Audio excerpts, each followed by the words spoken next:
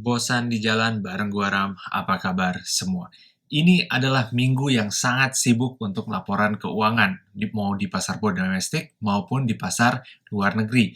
Semua emiten berbondong-bondong mengumumkan kinerja keuangan mereka selama kuartal keempat belakangan ini. Nah, dari banyak perusahaan yang rilis laporannya, kali ini kita akan bahas salah satu perusahaan yang udah nggak asing lagi di antara kita semua. Kita pasti adalah pengguna ataupun pelanggan dari perusahaan ini. Apalagi kalau bukan si raksasa teknologi bernama Google. Kayaknya gue nggak perlu jelasin lagi ya, Google ini apa gitu. Kata-katanya, kalau kalian ketik apa itu Google di Google, maka kalian bisa ngerusak internet. Tapi serius nih, selain menjadi sumber informasi dunia, Google juga merupakan raja periklanan tanpa punya satu billboard sama sekali di seluruh dunia. Dan mereka juga punya nama produknya Google Ads, itu yang menjadi raja periklanannya. Dan selain Google Ads yang menjadi pilihan utama para pelaku usaha internet untuk mengiklankan produk mereka, mereka juga punya produk-produk andalan lain seperti YouTube dan juga Google Cloud. Oke, jadi gimana kinerja Google di kuartal ini? Mari kita bahas. Sebelum kita lanjut, kalau kalian suka dengan topik investasi, keuangan, dan kartu kredit, jangan lupa buat like dan subscribe channel ini, atau klik follow kalau kalian dengerin dari Spotify. Semoga Dewa Algoritma berpihak pada kita. Oke, kita langsung mulai. Ketika episode ini dibuat, harga saham Google udah melonjak 10% berkat kinerja keuangannya yang moncer banget. Nah, apa aja performa keuangan yang membuat pasar berbondong-bondong membeli saham Google? Pertama, kita ada angka laba per saham atau earnings per share. Para analis Wall Street memprediksi kuartal keempat mereka ada di sekitaran $27 per saham. Nah, Google berhasil melampaui ekspektasi analis dan mencatat earnings per share jauh di atas di situ. Mereka mendapatkan di level $30,69 per saham. Lanjut, yang kedua, kita punya pendapatan atau revenue. Analis memperkirakan sekitar 72 miliar dolar Amerika Serikat. Nah, lagi-lagi Google berhasil melampaui target tersebut dengan memperoleh pendapatan sebesar 75 miliar dolar.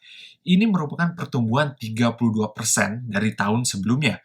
Bayangin, perusahaan sebesar Google masih bisa tumbuh sekitar 30-an% per tahun.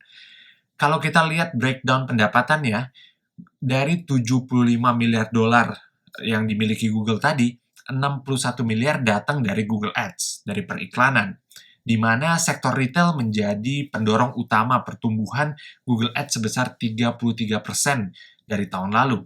Kemudian ada pendapatan dari YouTube sebesar 8,6 miliar dolar dan Google Cloud sebesar 5,5 miliar dolar. Nah, kenapa ini penting gitu? Google terus mengalahkan ekspektasi analis. Tiap kuartal pasti beat analyst expectation gitu dan mengungguli perusahaan teknologi lainnya gitu. Dan gak hanya itu aja, Google juga mengungguli pasar secara keseluruhan. Dan baru-baru ini Google juga mengumumkan akan melakukan yang namanya stock split, yaitu memangkas harga saham dengan menambah jumlah saham. Nah, stock split yang direncanakan adalah rasio 20/1. Artinya kalau sekarang satu saham Google harganya $3.000, maka nanti 20 saham Google akan seharga $3.000 atau satu saham seharga $150.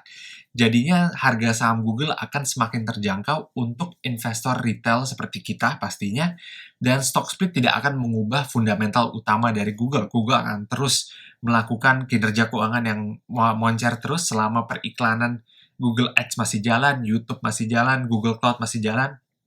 Pastinya Google akan terus tumbuh secara performa keuangannya gitu.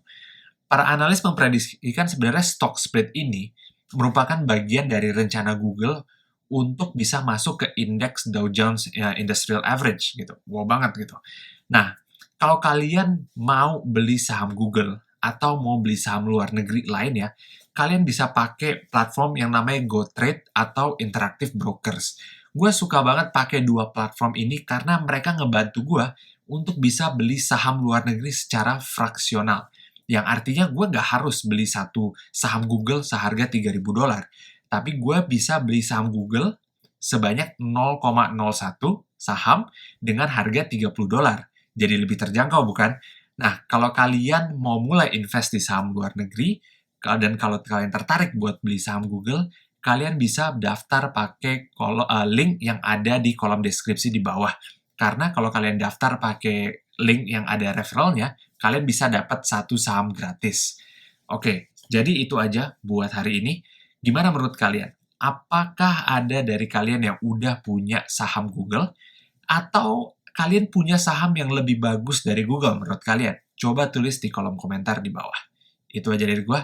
Kalau kalian suka dengan topik investasi dan keuangan, jangan lupa klik like dan subscribe channel ini, atau klik follow kalau kalian dengerin dari Spotify.